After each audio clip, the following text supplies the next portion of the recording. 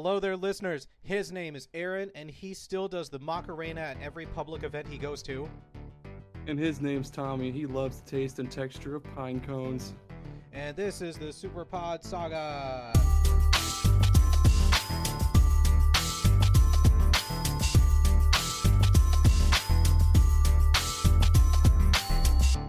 If you're a first-time listener, welcome. Grab a seat, take off your shoes. This is a podcast where Aaron and I are on a quest, a journey to discuss every single video game topic in existence. Yep, it's episode 21? Yeah, now? I think 21st? it's 21, yeah. It's That old sounds enough right. to, what can you do at 21? Drink? And buy cigarettes now. Now you have to be buy cigarettes. 21. That's different from when we were youths. Youths. When I turned 18, my dad was like, you can go buy me chewing tobacco now. And I was like, okay, Dad. Buy me a roll of Copenhagen, son. Yep, Copenhagen. Not that Long cut. Not that green apple shit. Video games, though. That's why we're here. Yep. Yep. Before we get to today's topic, where can the people find us if they want to follow us on social media? Yeah. Twitter, Facebook, Instagram, TikTok, all of those in the bio. They'll have a link tree that you can follow, which will have literally everything we're on, including our website. And you can check out all of our latest episodes and videos and stuff on there. I've been posting a lot of shorts of just random stuff lately, just cause. It's jean shorts, khaki shorts. Oh yeah, denim cutoff shorts. Those are my favorite. Those one cargo pants that you can zip off at the knee and they turn into shorts. I've never Those are had any of sweet. those, but I've always wanted them. I had those in middle school and I thought it was the coolest fucking shit ever. I had the baggy jean pants, the ones that like went to your shin, because Nice. I wanted to be cool. I had like the oversized watch, and I was a weird time for me. Yeah, we all had weird times in middle school. Yeah. I had entirely too many Pokemon shirts in middle school. I had a Jurassic Park like sweater. It was just like a long sleeve sweater that I wore like every day because I was like, Jurassic Park's so cool. Oh my god. In middle school I had this, I don't know what you would call the material. It was like a slicky kind of material, but it was this like vest. Oh, And it was gray and zipped up in the middle and I wore that a lot. Too much actually. with Christmas coming up, one time for Christmas, my aunt got me. It was a vest. It was a sleeveless vest, but it was like white and puffy. And I was like, this is not something I would ever wear. Like inside, I'm like that. Outside, I'm like, oh, thank you. This is so cool. But inside, I'm like, this will never see the light of day. Thanks, Grandma. Where are the gold chains at, for Christ's sake? But yeah, that's where you can find us on social media and follow us. I really like our Twitter community. They're a lot of fun. We're almost up to 500 followers, which is insane. We get a lot of replies and likes to all of our goofy garbage. Like And you posted that one about replace any word in a video game title with "and a giant egg," and that got a lot. I just really want. I just want something I tweet about Billy Hatcher to take off, but nothing does. They'll reboot it. They'll be like, "Thank you, Tommy Ranking. Let's Yeah, do it," and we they saw hit the print button. Billy Hatcher and the Giant Egg 2. Man. Wonder what would be a good subtitle for it. The gianter egg. Yeah, I guess. That's the only thing that makes sense.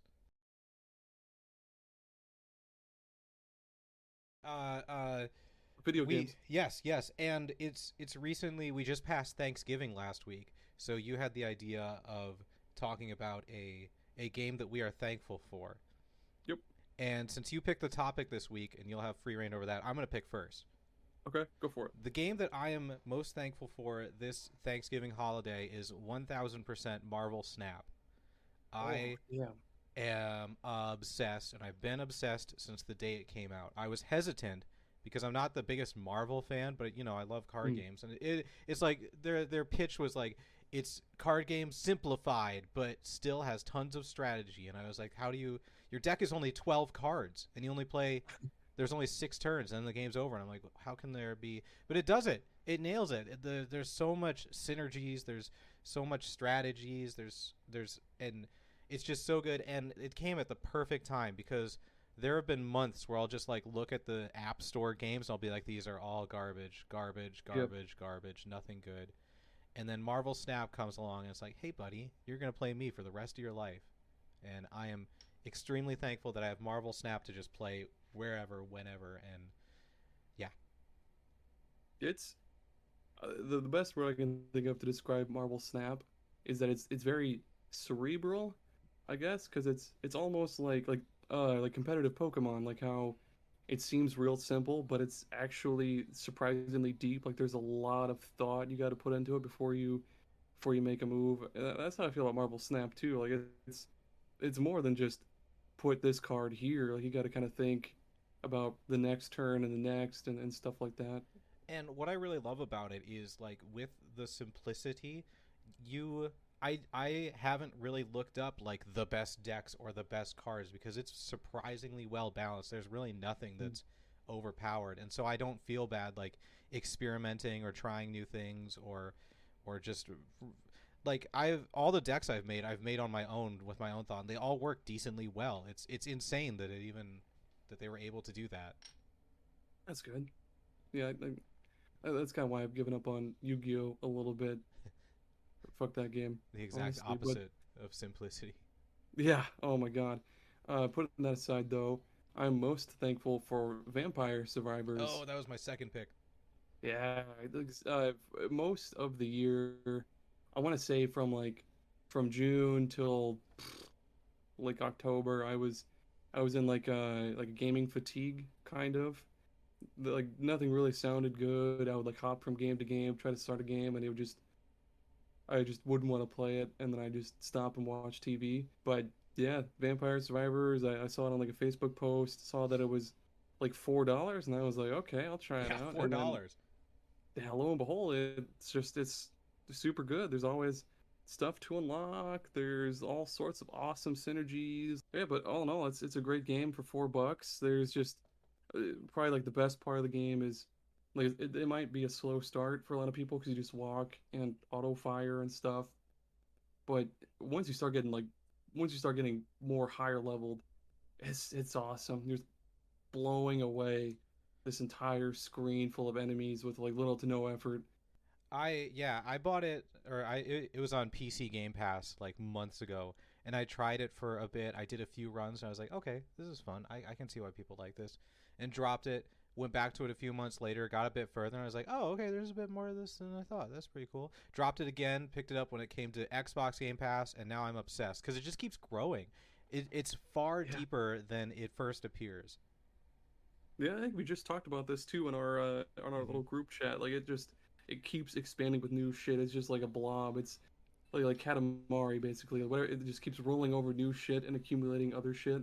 And it's And not it's like new weapons. I mean, that is part of it, is new weapons and stuff, and new levels that you unlock. But it like things that really kind of change up everything as you're playing. oh my God, yeah. There's for the longest time I thought like after I got the Arcanas, I was like, all right, well this is the game. And then later on you unlock other stuff that completely breaks the fucking game, and I was just Yeah, and blown away by that. Like, I only just started unlocking Arcanas, and then I went to a bonus stage, and there was a little dude in the middle. And I walked up to him. And he's like, "Hey, you want to buy anything?" And I'm like, "What?" And you can like put him at the beginning of every level. I'm like, "You could just put a store in every level," and I missed this the whole time. yeah, it's so. And then you can buy weapons from other. Yeah. There's like the skeleton guy. There's the bear with a wheel or Oh, some ass see, shit. I've unlocked him to play as, but I've never actually found him. Yeah, there's just so much. It's an incredible game for now $5. Oh, They upped the oh, they're price they're by really a hyping it up dollar. there. Mm-hmm. So that's what Paywall. we're thankful for this Thanksgiving. We'll probably post something on Twitter about it a week after Thanksgiving and ask what games you're thankful for. Yeah, 'cause it So if was you're yeah, listening to it's the this in the last day of future, November. scroll back and find it and comment on it. Well, enough about that. What is our main focus topic for today, Aaron? That's right. You better put on that seatbelt and put on a helmet because we're talking about the GameCube, The Nintendo which GameCube. has nothing at all to do with seatbelts. But I wanted to make like a sweet crash test dummy joke, but I it didn't stick with me. Oh well. Moving on. Crashed GameCube. and burned. Yep. There we go. But yeah, I think we talked about this in the last episode too. The GameCube was the first console that both of us owned. Like it was actually ours. Yeah, it was the first console that was mine. It was purchased by my mother for me. Yeah, I think I got mine for my birthday. Yeah, birth for my dad. I got the black one that came with Metroid Ooh. Prime. Which one was yours? I got the purple one that came with the Legend of Zelda Ocarina of Oh Time special disc. And I was like, I'm never playing this. This is dumb. And I never played it. yeah. And then go ahead. I never touched it. Okay. And yeah, that was the one that we were gonna attempt to trade for Pikmin, wasn't it? Yes, yes, I believe so. This is the longest running joke that's in the history of long running jokes. This, It's oh my, a 20-year running joke. Yeah, because GameCube came out in 2001. yep, you'll never get to play Pikmin. Sorry, Aaron was Tommy. gonna lend me Pikmin so that I could try it, and he never did throughout all of high school. And I guess we just stopped talking to each other, so that doesn't count. But it still counts. You could have reached out to me and been like, "Hey, I got Pikmin." I know you're in college and you're really busy, but Pikmin? Question mark? I don't know what happened to my GameCube. I don't think I sold it, but I don't know where else it would have gone. I don't have it anymore. Do you think your Cause parents might have gotten rid of it or I something? They don't were know. just like Cause I F wouldn't. Tommy and I didn't sell it for the Wii because I remember purchasing the Wii from Walmart. So I don't. I don't. I remember selling the Nintendo 64, which was a mistake. I don't remember selling the GameCube, so I just don't know what happened to it. I've asked my mom; she doesn't remember either, or she's lying to me. you interrogate her like the like the main character from The Shield. You're like bashing her face into the oven. Have you Where's ever my GameCube, mother? have you ever seen what a wave bird can do to a person's eye? I think like a fucking idiot, I sold my GameCube and got the little Slim Boy PS2, and Mm, it's still a deep, deep wound on me to this very day because yeah. I also had Skies of Arcadia Legends, which I sold along with it as well, and at the time I got like maybe $30 for it, but now it's like fucking $200, and But I hate everything about myself. if you had it, would you sell it, or do you want it more to be like, I have this valuable game? I just want it so I can play it because it was a Okay. fun ass game. Same though, but my one that got away is the super or not Superstar Saga, the Thousand Year Door, Paper Mario and Oh Thousand yeah, Year Door. yeah, that one's also a pretty hefty price tag on that Yep, guy. yep, sure is. And man, we could talk more about GameCube, but did you know in Thousand Year Door you get a Yoshi companion and it's randomized on the disc, like it's hardwired into the disc, but it's random, like so whatever one you get is what you end up with. That color the Yoshi is, and you can't change it, but it's different for everyone. That's really cool. I didn't know that. Yeah, That's rad. yeah, that's fun. I don't remember what color my Yoshi was. It was too long ago. So, if you what if you emulate it? Like, is I, it random and specific to that one I'm file? yeah, I'm assuming it'll be the same every time you play that specific ROM, because Oh yeah. I tried figuring out how to do Pokemon randomizer on my phone, and it's like you have to install a pre-randomized ROM, and when I did that, it's the same Pokemon every time, even though it's randomized. It's set into that That ROM. makes sense. Yeah, so I'm Yeah. assuming that's how it would work. I'm excited to see which one I have on my desk downstairs that I paid $100 for that I still haven't played yet, but I'll get to it. Yeah, you got to find out. It's real sad the history of the GameCube because Mm-hmm. it's super undersold what they said it Yes. was going to, and a big part of it was that the PlayStation 2 was just this fucking monolithic like god tier selling fucking thing because what was it? It's still the highest selling video game console of all time. Like I Home think maybe console, yeah. The Switch might be getting close, but I'm pretty sure it's got to be pretty close. But yeah, the PS2 could play DVDs, which at the time was huge because DVDs were still new and DVD players were pretty spendy. It could play CDs.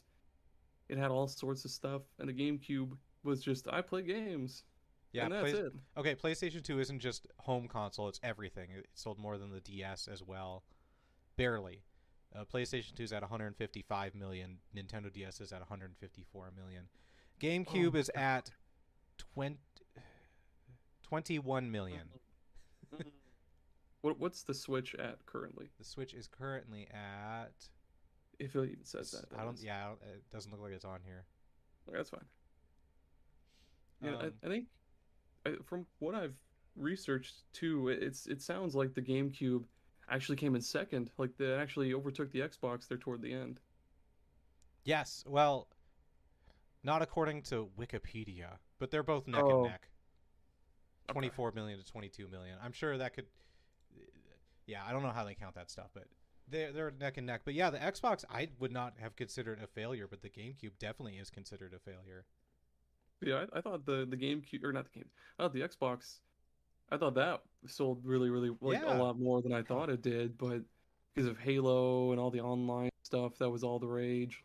Uh, but I online guess gaming, yes, novel back in the concept. year 2005 or whatever the hell. Yeah, It's, I know us, we've said it a couple times on the show, but the PlayStation 2 could play DVDs. I can't stress enough how huge that was back in the early 2000s, because now you got your Netflix, your Hulu, your everything, but back then you actually had to purchase DVDs to watch movies. So oh my God, and then having it on your home console and being cheaper than a regular DVD player at the time was absolutely massive.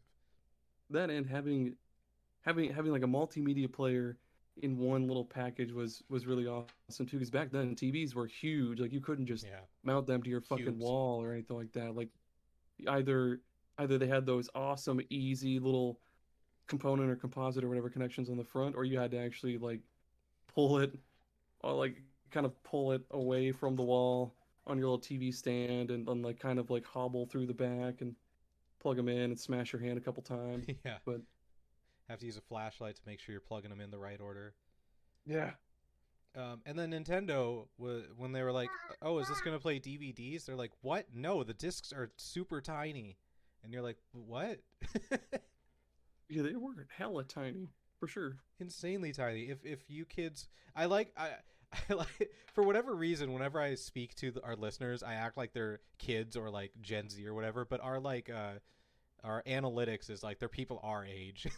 Yeah, they know. Oh, maybe it's like maybe if we do get more viewers and they're In the younger future, kids, yeah. it'll be informative to them. Yeah. That's fine. But look up the GameCube disc size because they are itty bitty. They are little guys. Oh, and then there was that one. It was like earlier this week or last week. There was that one post about I was today years old when I found Yeah, out this I is how you hated remove the that. GameCube disc, I and hated that. I thought that was just common knowledge because like Absolutely. You can't. there's that fucking sticker on like where the disc goes. I thought everybody knew to push it in. Like were people really just tearing their fucking discs out of this thing? I thought it Oh was. man. I thought it was a joke, but people in the comments were not joking. And yeah, like, so for those of you that don't know, when you put a GameCube disc in, it's got these little nubs that pop out that hold the disc in place. It's not like every other system where it just like goes in. It like it's held in place. And so to get it out, you press the button in the middle, and the little nubs go in, and your disc pops up. It's really satisfying to do. But Yeah, I apparently think the people didn't PS know that, and they were just ripping it out, which I feel like could damage the disc. I definitely feel like it would because I wouldn't think they just retract if you pull the disc up. They only retract if you push the little button thingy Yeah. in. Oh, that gives me nightmares. Ugh, cringe. I Max cringe. I adore the design of the GameCube itself. I don't care that it looks like a toy because it's just fun. It's like I think it's iconic. Like it's the GameCube. You wouldn't have it any other shape. Like you wouldn't have it just a fucking triangle, like a flat 2D triangle, the game triangle. Yeah. Or some But sort the of box, like an Xbox. game box. Oh boy, that's and the little handle on the back too was like I don't think I really ever made good use of that. Like sure it's there to make it so you can take it anywhere easily, but I made made a use good of the handle. I made many trips to my as a family's weapon. farm in Minnesota. No, just I made use of the handle to transport it. And let me tell you, being able to pick it up by the handle, put it in a backpack, unzip the backpack, and pull it out by the handle, chef's kiss. Yeah, that was and the controllers were super duper easy to plug in and take out too because like the PlayStation 2 controllers, those sometimes give me a little bit of trouble because if God forbid, maybe this is just me and in my own dumbass experience, but sometimes I had to like wiggle them to get them in there. I don't know. That's probably just me. Maybe Let it me was know just you. in the comments if you think I'm a fucking idiot. You're trying to plug the controller into like the disk drive. It's not working. I love the For GameCube sure. controller. I think the GameCube controller is absolutely one of my favorites. I love the dumb C stick. I love that instead of it being in a circle like every other controller, it's an octagon. So when you twirl the sticks around, it goes. Oh, so fun. Yeah, I jotted down for sure too that the GameCube controller was one of, if not my favorite controllers ever, Mm-hmm. because it fits so well in your hand. It's Yeah, it's ergonomic as yeah. hell because it's got all those little extra spaces for your fingers to go instead of just being like pressed up against the back. Um, I I do wish that maybe the C stick had a little bit more grippy stuff or was just wider because It's sometimes kind I of feel like my yeah, it's kind of fat ass smooth and thumbs would just slidey. fly off of it. Um, I love that like going from the Nintendo 64 where they introduced the Z button that was like the trigger. They were like, well, we got to put it somewhere. Let's just put it above the right trigger. And it had the one little like that one little zit on it as well too, the Yeah, little that's bump. a good way to describe it. I was gonna say a bump, but a zit is way better. And the oh man, the button placement though, the big ass A, Giant A and right in then the middle. the X and the Y kind of curved around it, and then a little bitty B button.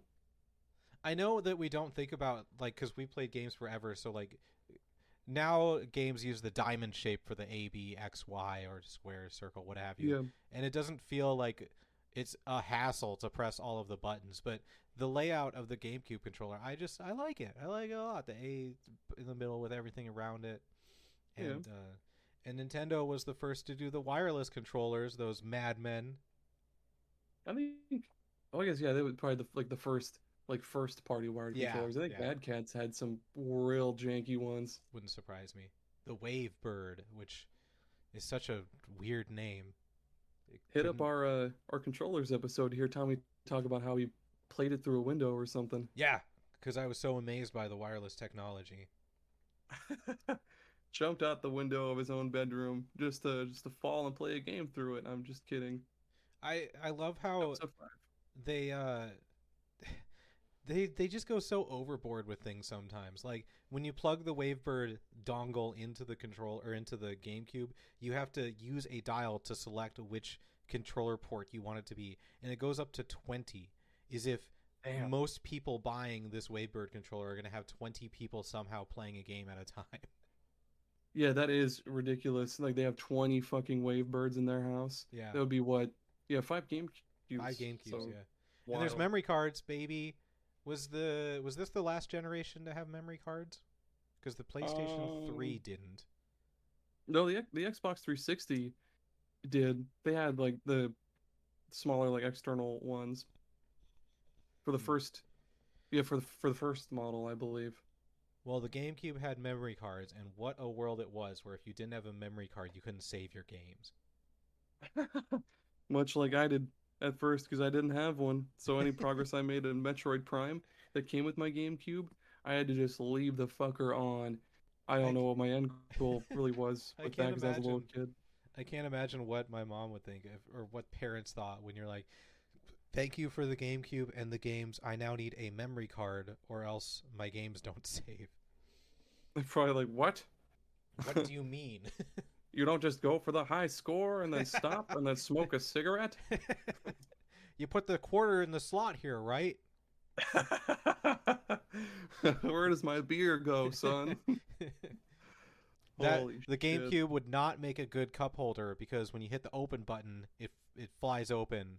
I don't think it has enough power to knock anything over, but hypothetically, Oh my gosh. Here's a story, not GameCube related, it's Xbox related, but hmm hmm so when I worked at this call center in Sioux City, I did some Xbox technical support. what? And yeah, dude, in Sioux City of all places. But so there was this one call that I got where some guy he called in about like the original Xbox, which we didn't support because this was in like 2015 or 14, hmm and he was like, "Hey, I put in," and this might have been a joke call, I'm not entirely sure, but he was like, "Hey, I put entirely too many pennies inside of my Xbox. Like just slipped them in there.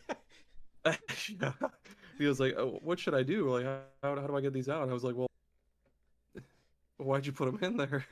Like, you could probably take off the top cover and then shake them out.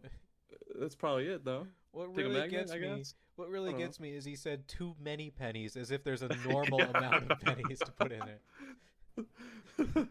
So we only recommend about a palm full of How many pennies. did you put in? 2 palmfuls. Oh, that's entirely too many. Fuck. But no, yeah, it was a great call. I'm pretty sure it was just a goof call, but it was great. It sounds like it. I had to call support for my PlayStation 3 breaking. Um, I got Uncharted 3. Yes, Uncharted 3. And I put it in the PlayStation, and it just got stuck on the loading screen, the initial loading screen. Oh, I waited like 15 minutes, like multiple times, and I tried then going to like, is there any updates or something or what? And it wouldn't connect to the internet anymore. So I don't know if it was Uncharted 3 that broke it or if it was just the PlayStation or whatever, but I contacted them and I understand that you have to go through every step, but I'm like, it's broken. And they're like, can you try turning it off and on again? And I'm like, that's not going to, yeah. I'll do it, but it's not going to do it. And they're like, can you try connecting to the internet? And I'm like, it doesn't. But eventually they came to the same conclusion. Like, yeah, your PlayStation doesn't work. And they actually let me send it in and sent me a new one, which was super cool of them. That's pretty sweet. Did you try turning it off and turning it on again? Yeah, I'll do it again for the 20th time, but Yeah, exactly. that shit drives me nuts. I've actually had surprisingly good experiences with technical support for games. Like in college, one day I was like, I want to play Spore. So I grabbed my CD-ROM case and opened it up, and the disc was gone. And I was like, okay, I don't know where that is. And so I emailed EA, and I was like, hey, I bought this game, but I can't find the disc. I know that's ridiculous, but could you provide me a copy? And they're like, yeah, here's a download code. Go right ahead. And I was like, I didn't even need to like send in proof or anything. I offered to send them a picture of my empty disc case of Spore, and which is like ridiculous because anyone could just like take the disc out, but they didn't even need that. They're like, yeah, here's a download code. Go wild. And I was like, I was thank just you, thinking that too. EA. That's Here's another not GameCube related thing, but what was it? Back in the 360 days, they had this thing called the Xbox Live Gold Family Plan, where you could buy. I think it was like you could buy gold for like 5 people, or no, 4 people, and it was $100. But you could split it 4 ways, obviously, and it'd be $25. But eventually, everybody stopped paying for theirs, and I wanted to cancel that and start a new single plan or something like that. Basically, I fucked it all up, goofed it all up so bad, and I called this one lady. She was like, "Oh, well, just cancel your subscription and buy a new one." And I was like, "No, bitch, I'm not buying a new one." So I hung up, called again, and this was I was just a shithead back in the day, but called again, got this dude who was like, "Yeah, man, it's all good. Just cancel it. Here's a free year of Xbox Live Gold. Go wild." And I was like, "Yes." That was so confusing to me as a GameCube gamer, like listening to my friends talk about it, because there was Xbox Silver as well. I don't remember specifically what that was, but then there was like Xbox Gold, and I was like, what? Because the GameCube just plays games. Yeah, the silver was just free, I believe. There were like features specific to gold or something. They're still giving out games with gold, and it's 2022. Oh my god, yeah, and it started long, long ago in the days of the 360 with Fable 3 was the first one, actually. I don't know why they're still doing it, because, like, okay, no disrespect to any of the developers of these games, but they are not high quality games anymore. And, like, who is still demanding their games with gold? Like, it was a response to Sony giving away free games with PlayStation Plus in the PlayStation 3. Like, you can drop it. You don't have to keep doing it. We have Game Pass now, bro. Yeah. It's cool. We don't want them. It's the same price.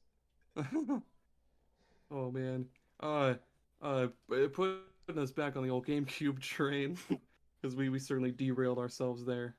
I jotted down a list of some of the coolest and also weirdest accessories for the GameCube. Did you have any cool accessories for the GameCube in mind? I had one. It was the Game Boy Advance thing. Yes. That, like Game Boy Advance games, they're pretty small. They're like little itty bitty rectangles.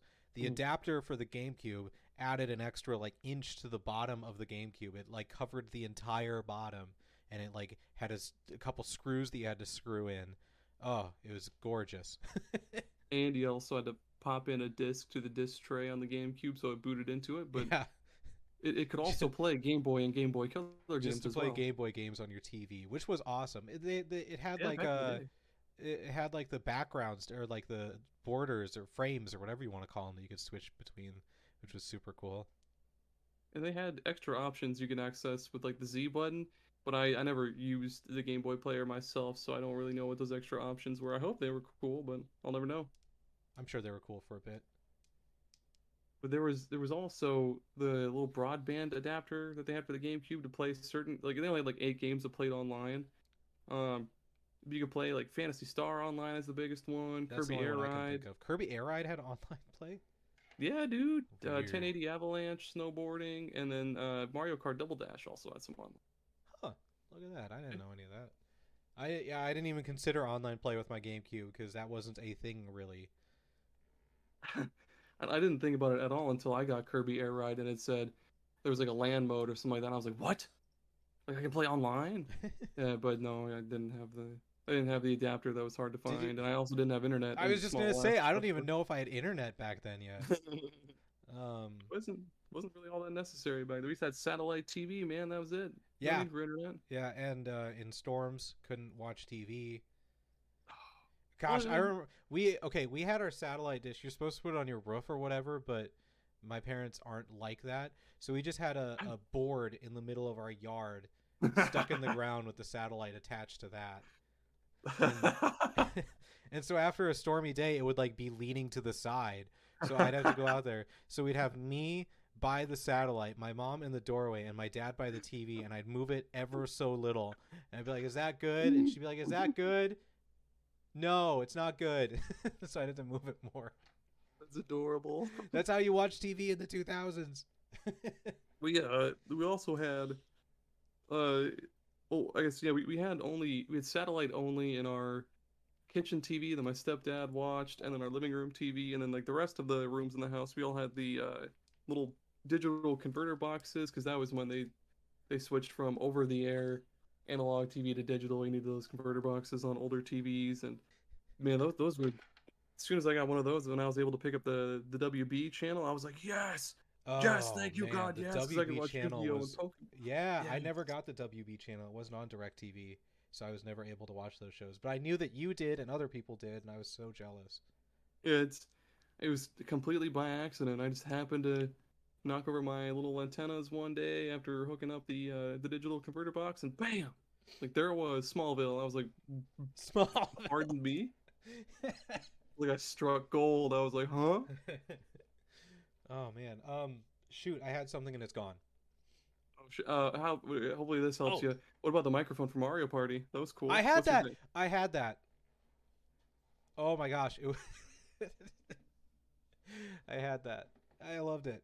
I think you only used it for. You didn't use it for every minigame. It was just like a certain No, there was few. only a small subset of minigames. It just had a single button on there to press when you did it. And I played Mario Party with my uncles on the farm in Minnesota. And just my 40-year-old big farmer uncle going, "Strawberry! Strawberry! Strawberry!" Oh. Just not Holy listening. shit! I think I was imagining him going, "Whoo, wait, No. They're from Minnesota, so they got the O's. strawberry! Oh fuck, Strawberry! I can't breathe." It did not work. That microphone was garbage. Why Yeah, did it they do was. that? There was no need for it. They're like, the next Mario Party has a microphone. You use it in some games. Oh god, great addition. Did The you next ever, one I had down. Oh, go ahead. did you ever attach a Game Boy Advance to the GameCube? Oh my god, yes, that was one of the things I had jotted down, and I have a fucking awesome story for it that still pisses me off. So, so usually in co-op games on the GameCube, you just hook up, controllers 2 through 4, Mm-hmm. like in games, Smash Bros, Mm-hmm. Mario Kart. Mm-hmm. That's how you did co-op. It was cool. But then fucking Final fucking Fantasy Crystal fucking Chronicles comes along, Was that the actual and it title? was, yep, the actual title. I loved the single FFFC player. FC. I played and loved the single player part on my own because I was an only child. Well, not an only. I was the middle child. Nobody else really played the games with me or anything like that. But yeah, played the absolute piss out of it on my own. Loved it. Wanted to play with other people. Lo and behold, you had to have not only a Game Boy Advance, but the Game Boy Advance cable that connects your Game Boy Advance to the GameCube. That was for players 2 through 4. They had to have. They had to play on the fucking Game Boy Oh Advance. no. You could not plug in another controller. I tried it so many times, but nope, didn't work.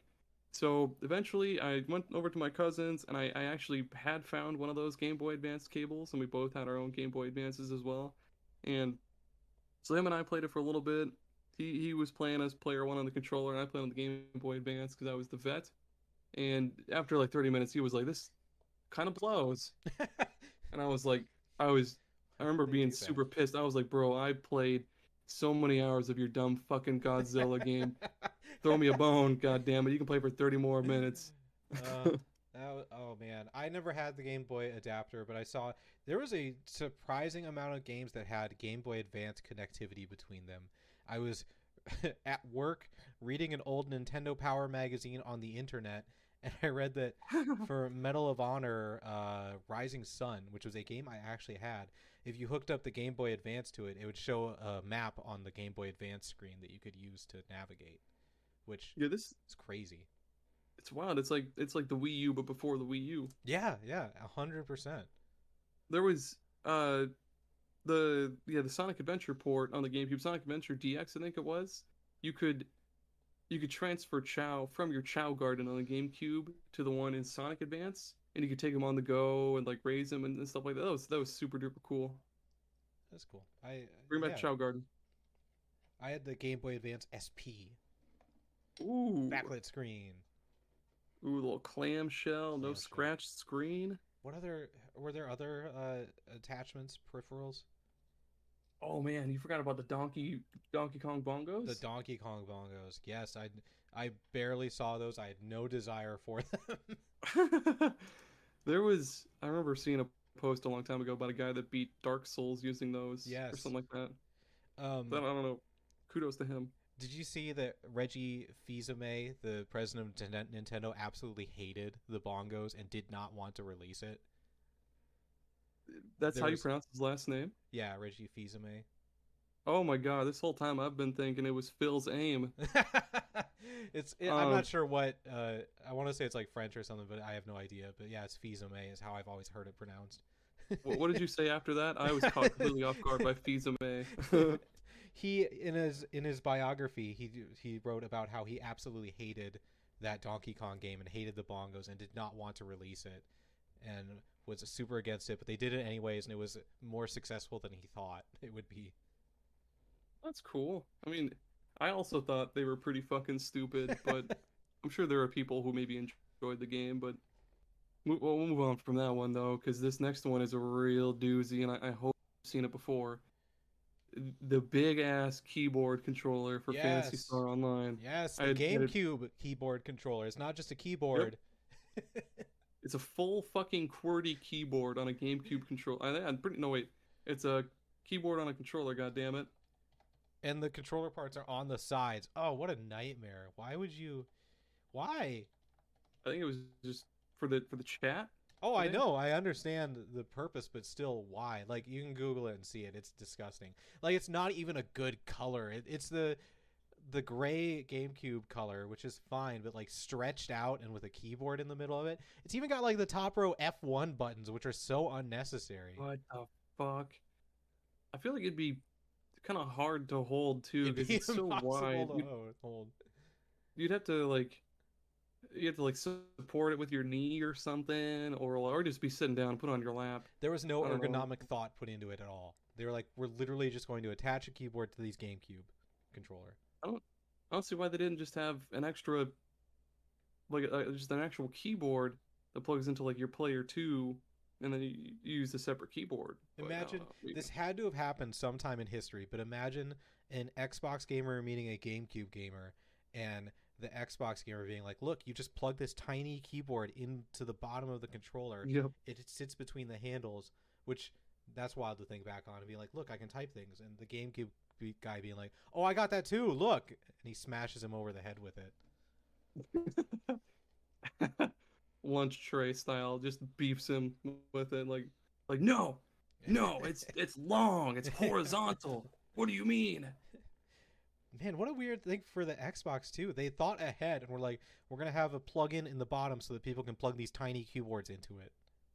Yeah, I had one of those for the 360 and it was sweet. Like it also had they had kind of like an alt key kind of, or not alt, like a control key kind of thing, to where you could like hold down the control key and press different keys and do different other certain things. Like there were punctuation marks and shit like that. T9 typing is the best typing. That's what I used on my PlayStation 3, and I will never forgive the world for moving on from T9 typing. Oh yeah. This is like the 5th episode we've talked about T9 word on. It's important. People don't understand with their touch screens. Give me T9 on the touch screen. Oh man, do you remember the iconic startup sound for the GameCube? Oh yeah, of course. Bap. Did you ever listen to any like little like Easter egg sounds for it? Yeah, when you hold Z when it starts up, it makes like squeaky toy sounds. And if you had 4 controllers plugged in and you held down Z button on all 4, it was like a Japanese, like, oh. Yeah, that one I never experienced because I didn't have 4 controllers, but it's such a little detail that didn't need to exist that Nintendo did just for fun. It was super cool. Oh, and the actual menu for the GameCube, I love that. I love that too. I always, whenever I booted up a game, I went right to it just cause I love the little ambient noise, like the little background music. The little floating cube that would rotate. Video game menus, that's a lost art form. I know. Now they're all like multimedia centers where it's like, here's some ads. Do you want to check out some movies maybe? We can sell you movies. And I'm like, no thank you, Xbox. It's maybe this is just me, but I wish all console menus had like little ambient background music, because I know the Switch and the Xbox are like the two biggest bastards with that, because like the PlayStation's I guess 2 through 5 now, they've all had little ambient background music, and Nintendo was cool about it with like the GameCube, Wii U, and 3DS and shit like that. But man, I wish the Xbox and the Switch had sweet ambient background music, because I miss that. How cool is it that the Switch still doesn't have themes? Oh my god. Like they have a section for it in the menu with just black and white. They could easily add like a Breath of the Wild one. He's just climbing up a cliff, eating a fucking baked apple, dude. I don't give a shit. I just want a new theme. And one day they were just like, we turned on the ability for you to use Bluetooth headphones. It was there the whole time. We just hadn't turned it on. Dude, and what the fuck is the deal with the little LED light around the home button? When are we gonna be able to use that? Like, it's so weird. There's so many things that when the Switch first came out, we were like, okay, well, they're going to make use of this eventually, and they just didn't. Such a weird console. The little LED home light thing was, they eventually, I guess, officially activated it with, what was that one Wii Ring game? Wii Ring Adventure? Wii Ring. Ring Fit Adventure. Ring Fit Adventure, yeah. They because you could set like an alarm or something for that game. Yes, that's right. And the controller would like light up and shit when the alarm went off. The controller has an infrared camera that it uses to measure your heartbeat.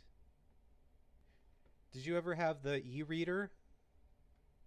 Oh, no, I never did, but I always wanted one. I don't know where we would have even gotten one, because they didn't sell those at Walmart, did they? I'm pretty sure they did. Oh, okay. I remember seeing the cards at Walmart. Did it work with the game? I know it was for sure for the Game Boy Advance, but did it work with the GameCube? According to Wikipedia, yes. Wild. I don't know how the fuck it would have connected to it, but that's cool. No, maybe the memory card slot? I don't know. Oh, maybe. Wait, let me click on it and look. Yep, memory card slot. Nice. Well, that was. Did you have anything else before we move on to some of the best games for it? I can't think of any other attachments. It was the Wii where they really went wild with peripherals. Oh my god, for sure. Did you? Do you want to do an ad break before we get to games? Oh, good call. Let's do an ad break. Today's episode is sponsored by Jim.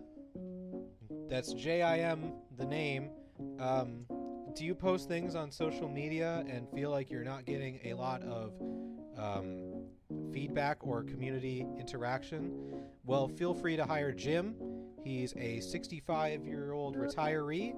He will comment on all your posts and say whatever's on his mind. Most of it is confusing to him because he's not the best with technology, but he gives it his best, and he will absolutely pad out your social media posts to make it look like you got someone who's interested in following you. He can get off topic at times, but just be sure to clear him back on topic. It should be fine. He's been doing this for about 3 months now. So contact Jim. His website is mynameisjim.aol.com. Reach out to Jim and he will help you out. Thanks, Jim. Thank you, Jim. We love you, Jim. Oh man, my name is Jim at AOL. Oh man, bring back AOL. Holy shit. I never did the AOL thing. I was an MSN Messenger boy. Oh yeah. Never mind. That was the one that I used. My bad. Holy shit. And Yahoo chat rooms. Did you ever use those? I did a little bit. I talked to. They said they were an 18-year-old girl from New York, but don't know if that's true or not. Catfishing wasn't a thing back then, so I was like, whoa, they're from New York. I just asked them questions about New York. I was like, is there police sirens all the time? There's lots of people, right? Walmart. That was it. It was totally innocent. That was just me asking about New York. I remember whenever I went to my dad's, me and my brother Devin, we would go on to like some of the more different chat rooms. Like there was one for like vampires or goth kids or whatever. We'd try to act so fucking cool. We'd be like, oh yeah, I like to hurt myself while my parents watch or something fucking stupid. Which in hindsight was really awful, but it was funny at the time. Man, such a weird time. No, I totally understand. It sounds, but no, like chat rooms, just rooms where people could come in and just talk to each other. That's what they were for. Like now chat rooms are not innocent, but back then it was literally just rooms for people to talk about things with other people. Yeah, and I mean that's probably why they probably shut all of them down now, because there was a lot of really bad shit. I don't know if you've seen To Catch a Predator, but there's a lot of really bad shit happening there. Like anybody could be anything, anytime. Yeah, but at the beginning, maybe I was just a innocent boy and didn't realize it. But it, to me at least back then, it just felt like they were just rooms for people to talk to each other. Yeah. Oh man. Speaking of kids predators. In chat rooms. Yeah. Speaking of chat room predators. How great were the games on the GameCube? Fantastic. What a library. That was really one of the most redeeming qualities of the GameCube. Like, it didn't play DVDs or CDs, but damn, did it have games. Man, I think I had more games on the Wii, but I think I had more unique games on the GameCube. Like, I don't know how to word it. I don't know what I'm trying to say. GameCube had good games. It really did. One of the first games that I actually like really loved Cube was Tales of Symphonia, and I remember Nerd. I was getting like, yeah, I know I'm such a weeb. I remember getting really far into the game, and it was getting like the story was getting really good, and so there was a stretch of 2 days because I was in high school, I'm pretty sure, but I would basically have my mom call me into school. I would basically mix up like saltine crackers and oatmeal and water, throw on the floor, be like, Mom, my little brother Jeremy. I would tell her, Mom, Jeremy threw up. Jeremy was my little brother. I'd be like, Mom, Jeremy threw up. Should I stay home from school and watch him? Because she had to go to work. And she'd be like, oh yeah, that's fine. Make sure he stays hydrated. Blah blah blah. Be like, all right. Yep, I bought me and this little kid who probably should go to school, 2 days off of school. So I just played Tales of Symphonia and beat it, and it was great. Good game. I'd absolutely call in to work for it again. Well, not again, but I'd absolutely call in to work for it. Oh, I want you to say that to your boss. Be like, send a picture of it on the floor. Jeremy threw up. Do you want me to stay home with it? You should probably go to you should probably go to work though, right? Make that money. Did you play the Metroid Prime or Metroid Prime 2? You're fucking ass right. I did. Yeah, I didn't. Oh. No, but tell me about it, because I did not know anything about the Metroid series back then, so it wasn't ever a game that I looked at. I had probably never heard of the Metroid series. But did you play the Super Metroid before then? No, honestly. Okay, so Prime was your first Metroid. Yep. And it came with my GameCube, and I was like, well, this looks kind of cool. It's like a little first-person shooter. By the way, how wild is it that Nintendo took a 2D side-scroller and turned it into a first-person shooter that was actually really, really good? And that was before first-person shooters had exploded. That was 2002, like before. When did Halo come out? Was that not 2004? Combat Evolved 2001. Oh, no so shit. A year before. November 2001. And Metroid Prime was November 2002. But still, it wasn't... first-person shooters were still pretty new, in my opinion. Like, I'm sure there were some of the games... Nintendo made a first-person shooter is crazy. You're right. And it was, coming from a 2D side-scroller, but... No, Metroid Prime was great because, like... So, in the beginning of the first game, it's real, like, kind of almost survival horror-y, because you're going through these little hallways, and there's enemies you shoot, and then you get to this like big like parasite queen or whatever the hell her name is, and then you beat her, and then it's like, uh-oh, the ship gonna explode, you better get out in the time limit, and then you're like scrambling out of this thing, and then you make it out in time, of course, and the thing explodes behind you.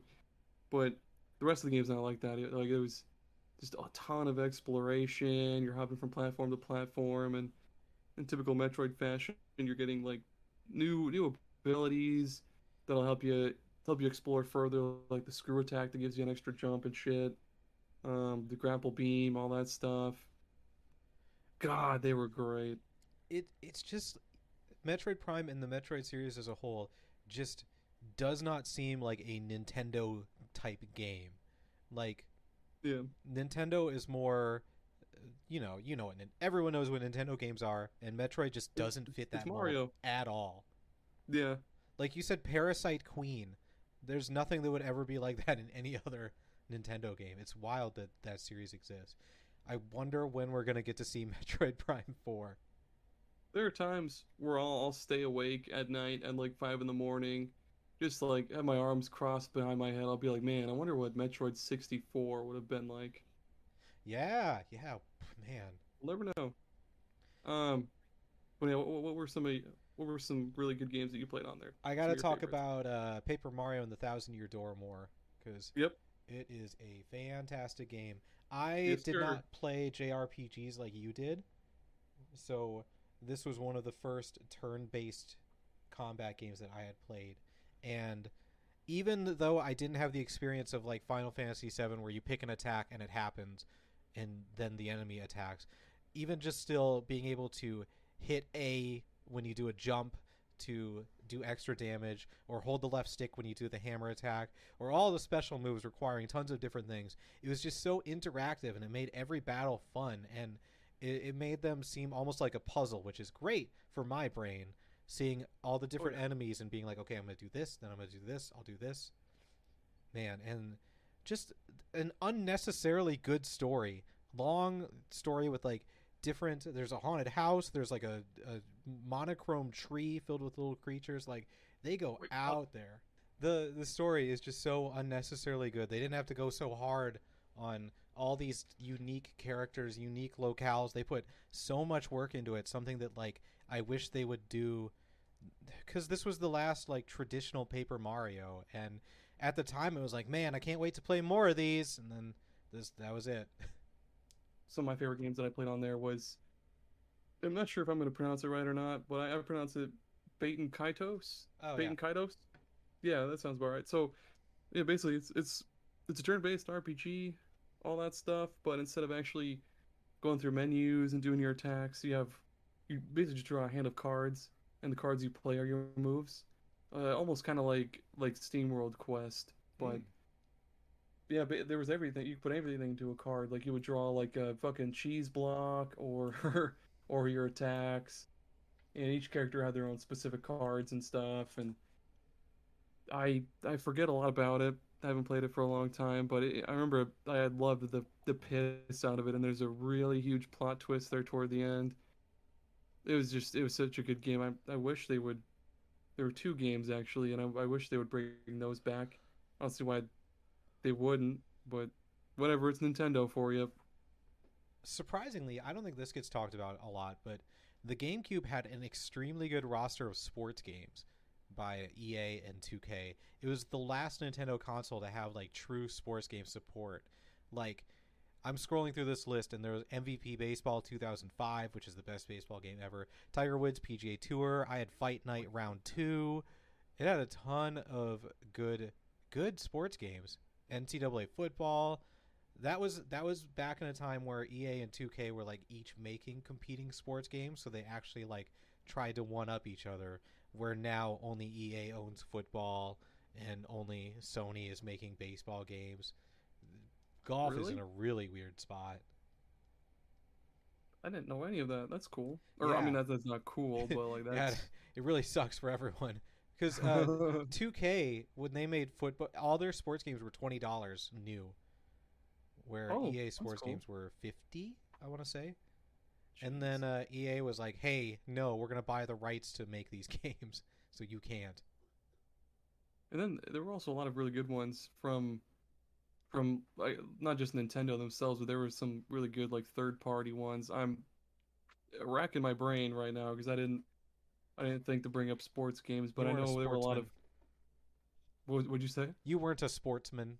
Oh no, I wouldn't consider NBA myself a Street sportsman Volume now. 2, that was another good one. There's tons of good sports games on the GameCube. And those were also when skateboarding games were all the rage too, Yeah, I because had a you had Tony Hawk one as well. there was one from Atlas called I think Go Hyper Grind was the Atlas one, and then there was the one from Konami that had Frogger in it. There was just a bunch of skateboarding games. I had a NASCAR game. I don't remember what it was called, but it was where you started off in truck racing and like worked your way up or whatever. Oh, that's And cool. this past weekend, me and some friends went to a beercade, an arcade with a beer, and there was a NASCAR racing game there, so we played that. And the song that it played was from that NASCAR game on the GameCube, and my Ooh. brain like exploded because I haven't heard that song in 20 years. And just hearing it, I was like, "Where's this? Where's this? Why do I know this? What is this?" And then my brain connected. And I was like, "Oh, NASCAR!" You went full Ricky Bobby. You were like, I gotta go Yeah, back. yeah, exactly. NBA Live, I had NBA Live as well. I was way more into sports games back then. There was oh man, and then Super Mario Strikers, right? Yes, but I didn't have the GameCube one. I didn't even know that existed. Oh, I had the Wii one. no, Need for Speed never mind. Underground, man. Oh, and Underground 2. Underground 2 was my shit.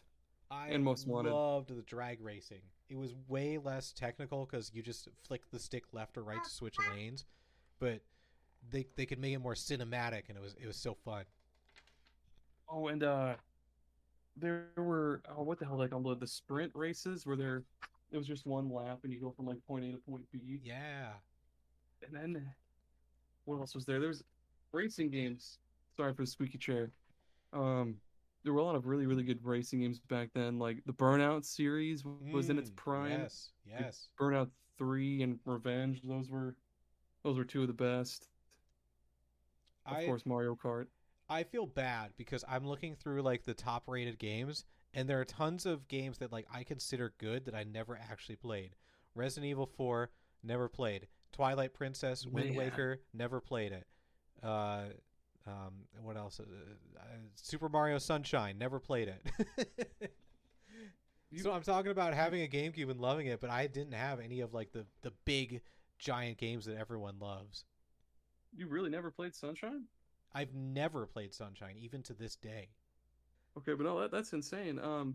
There was so when I was doing research, I found this little, I guess statement or whatever from Wikipedia, and it was pretty surprising. So, and it said, and it reads like this: regarding concerns about the correlation between violence and video games, a 2009 study by none other than Iowa State University found that certain games like Super Mario Sunshine and Chibi Robo, which were GameCube exclusives, would help players learn positive skills about helping others, empathy, and cooperation.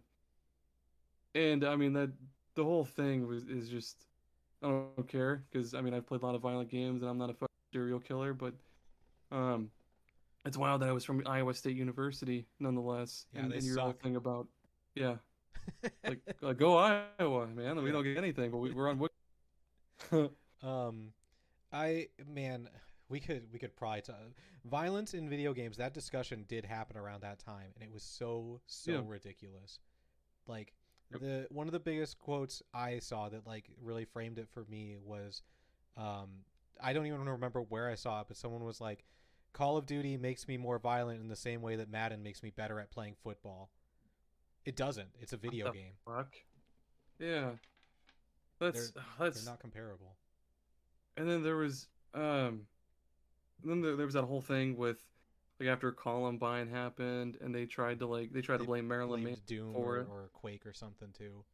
Yeah, and it was just like no, they were bad kids. Mhm. We'll have this discussion another time. But yeah, violent video games and like heavy music don't make you violent. No, Crazy people make you violent. it's easier to blame media than yourselves. Hmm. That is correct. Oh Um, man. And then so another cool game that I have a cool story for, mhm. Custom Robo. I've discussed this in many episodes. Nintendo, please bring it back. I beg of you. I'll do whatever you want. Just please bring it back. But Custom Robo, I remember I had never heard of this game before, but there was like this trophy you could get in Super Smash Bros. Melee. It had this sweet character from Custom Robo on it. It was like Ray Mark II or something like that. And I was like, that's sweet. Like there's robot games on the GameCube. And one day we went to what was the video rental? It was like Video Gallery, I believe, Movie Gallery, something like that. Don't know. We went to one of those places and I saw Custom Robo there, and I was like, Dad, please. And he was like, all right. So I got that and Sonic Adventure DX. And from then on, I was hooked. Custom Robo is great. It's like a little Saturday, not Sunday. Oh my God, Little Sunday little church Saturday service. morning. Yeah. It was like a little Saturday morning cartoon in a game, and you got to customize your robot with different weapons and shit like that. I've talked about it, I think, in episode 4, Hidden Gems. Check it out. Um, no, it's a great game. I love. It's not a perfect game by any means, but Custom Robo needs to make a comeback, and that's one of my favorites on the GameCube for sure. How about Beautiful Joe? I only played it on a demo disc, but I loved what I played. But I just think it's wild that Beautiful Joe 1 and 2 came out and then never again. Because they were very well received. It's a super unique and cool game, and then it just nothing. I think they had one on the DS, but I think that was it. Crazy. Yeah, there's a lot of there's a lot of fucking Capcom games that they really need to bring back as well, like Beautiful Joe being one of them. Power Stone. Um, oh, there's a lot. How wild is it? People may not know this because it's on everything now, but Resident Evil 4, that was initially a GameCube exclusive, wasn't it? Yeah, it was. Yeah. Resident Evil 4, a Nintendo exclusive. Yeah, and then they did the remake of Resident Evil 1 exclusive to GameCube as well. Back in the day anyway, now it's on everything, but the survival horror console, the GameCube. oh yeah, because they also had Eternal Darkness, and that was quite the doozy in a good way. Yeah. It was a fun game. I had a bunch of Mario titles, and I don't know what it was about me back then. I had Mario Golf, I had Double Dash, and I had Super Smash Bros. And I did not enjoy my time with them. I think that's partially because I was only child in small town, so I only had myself to play with, and I don't know, it just got boring really fast.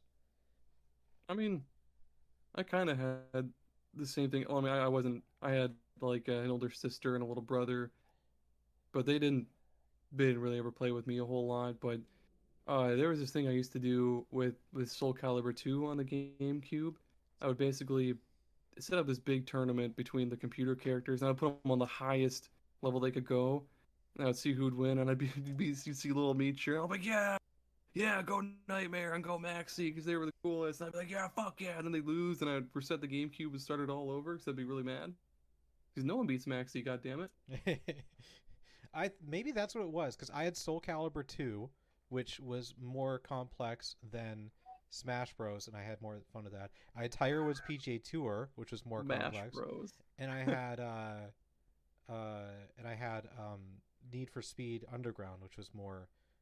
Maybe I just like. I remember playing Mario Golf and just hitting A, hitting A, hitting A, and I'm like, this is how you swing. This is boring. Because Tiger Woods, it's the stick flicking. Ooh, that's cool. You pull the stick back and then you push the stick forward, which was super easy with the GameCube controller notches to hit the ball straight.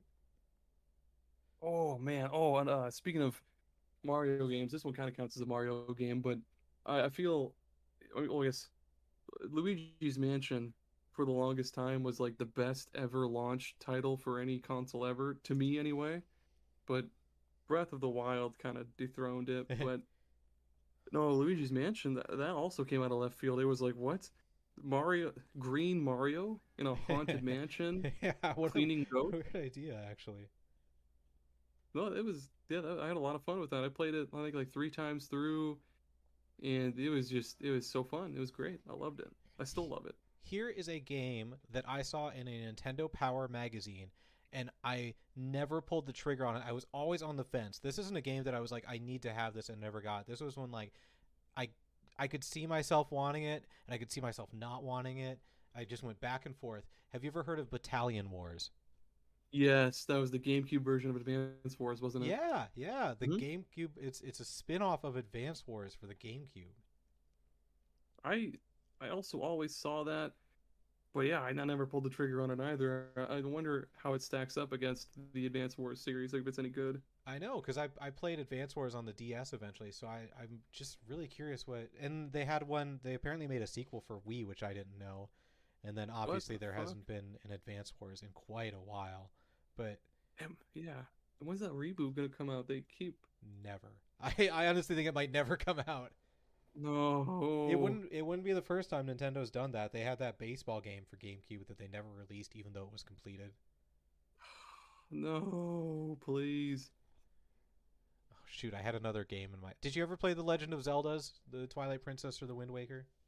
I didn't play the Twilight Princess because that was super late in the GameCube's life. Yeah. I had it pre-ordered, but I never played it. But Wind Waker, I did play and beat that one, and I remember it being a huge slog because Being a when Twilight you have to Princess. sail across the whole world in this little boat, especially like toward the end where you have to like gather the Triforce pieces, it took fucking forever. Wasn't it so bad that they changed it on the re-release on the Wii U? Yep, yes sir. Wow, crazy. Nintendo admitting they're wrong. And then another, oh man, Animal Crossing. Nope, didn't touch it. Oh, I spent a lot of time on that. I remember they had those commercials about it where it said like it's the game that play or yeah the game that plays whether you're playing or not or something Oh like yeah, that. yeah, And I thought that was super duper cool, but you know there's just time that passes when you're not playing really. yeah. I had the Animal Crossing for DS. Did not understand it. Did not like it. Oh man, looking now like when I started collecting games more and more a couple of years ago, I did snatch up Wario World at a decent price because Mm.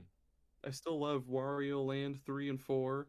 And Wario World, yeah, it was surprisingly fucking sweet. Like, I'm surprised I didn't pick that up. Well, I guess I was a dumb kid, but that was a good one. And I wish that they would bring back Wario in some way. Right? Oh, FIFA '07. I had FIFA '07 too. I'm just scrolling through it. I played an ass ton of FIFA '07.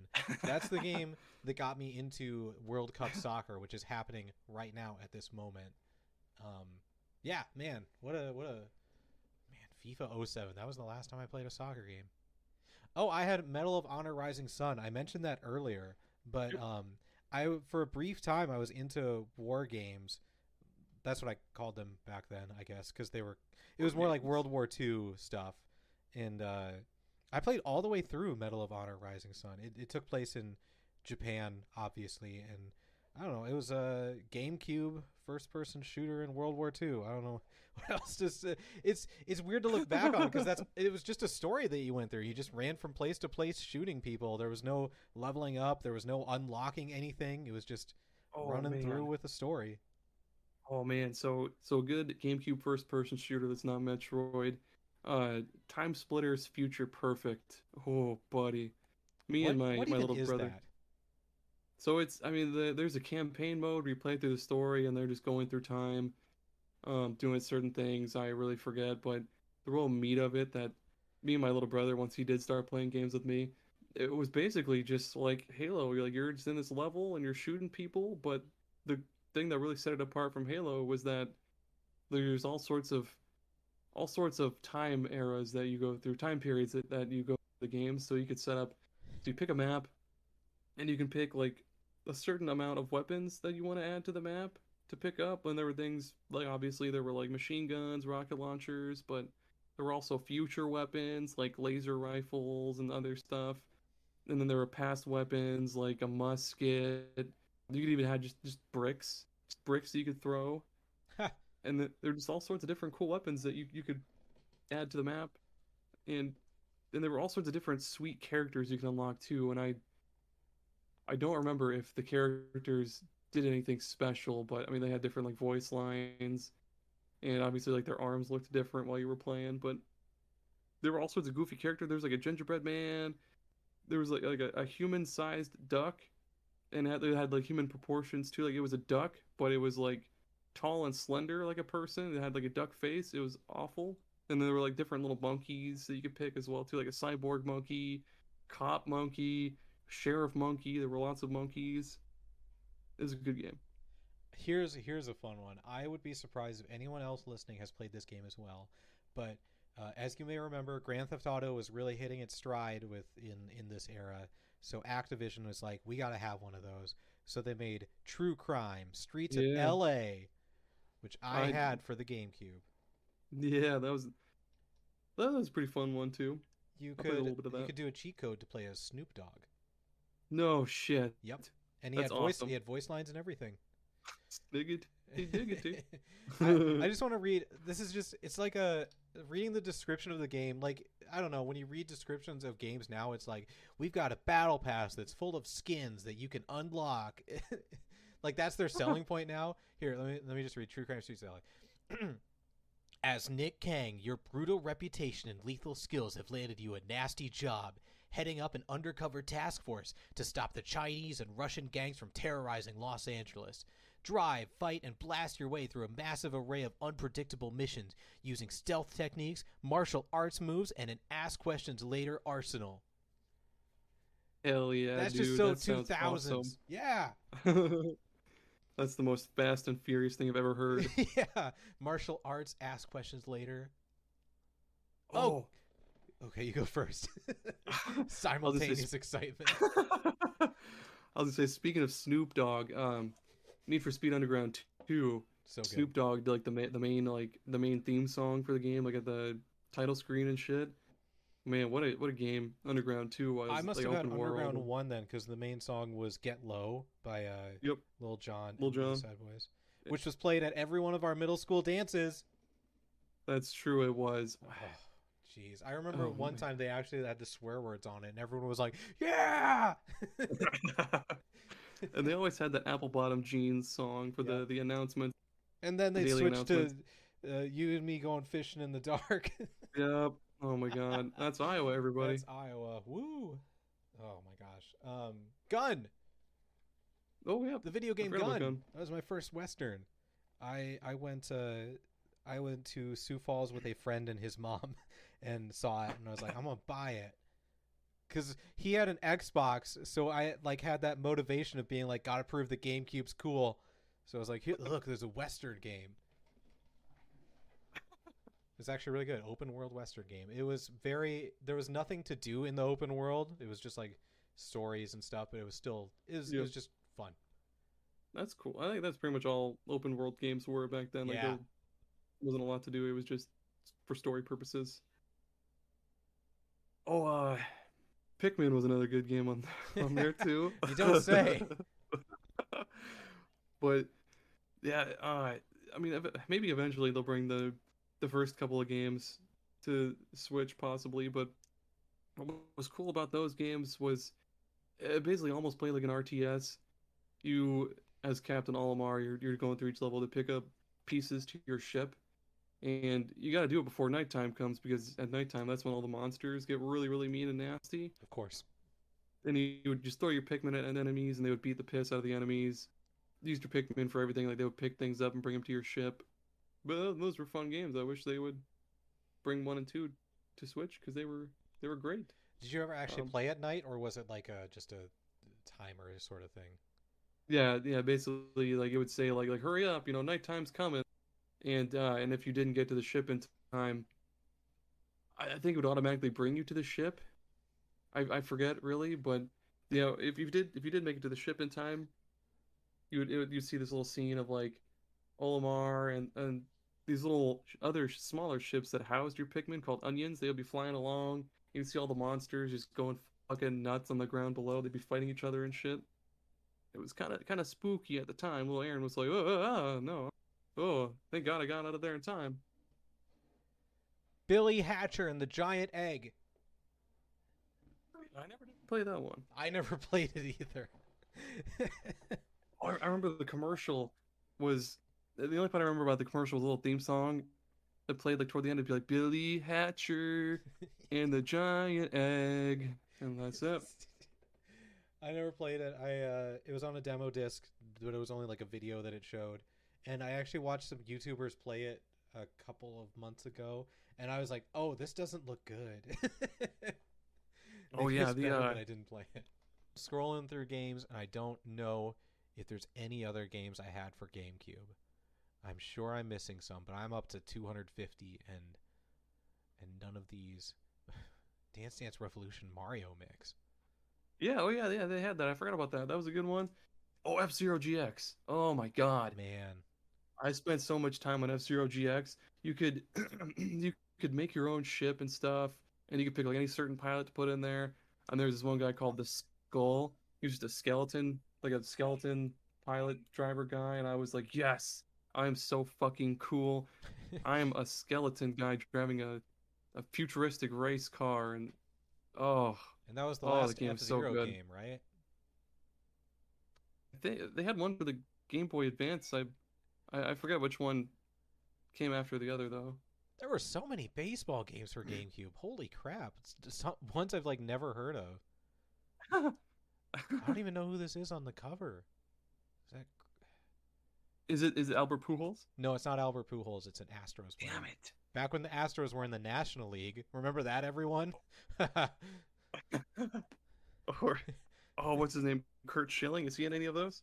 He's absolutely in them.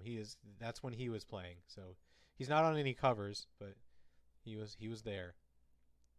Oh, poor Kurt. Always a bridesmaid, never a bride. Until he put Rhode Island in millions of dollars in debt or whatever the fuck. Yep, that's exactly what happened. Fucking trickster. I think that's it. I think we talked about every GameCube game. We did. We talked about all of them.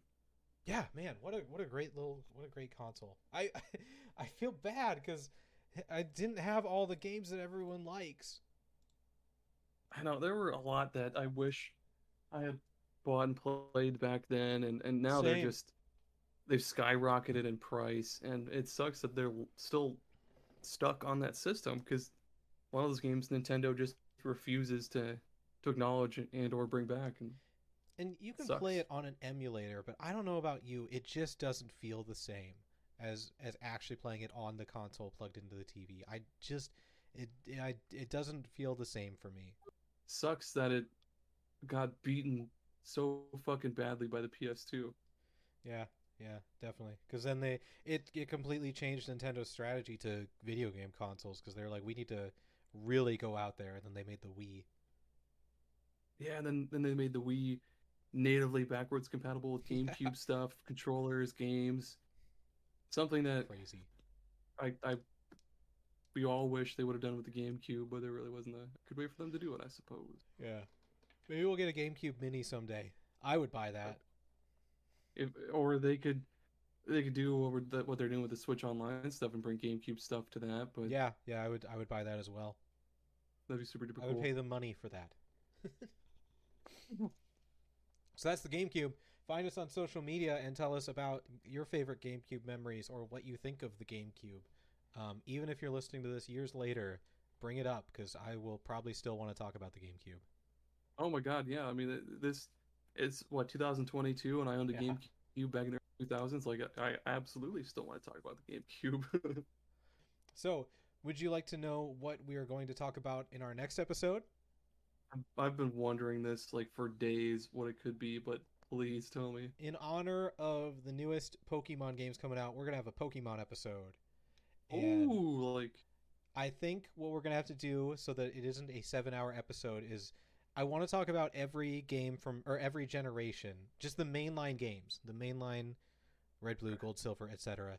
We'll talk about what we liked, didn't like about them, and also we'll pick what our team was in that game, what we would consider our main A team. So look forward to that. It's going to be a lot, but it's going to be a lot of good stuff. That's right. Look forward to it. Or okay. Thank you for listening, everyone, and goodbye. Peace be with you.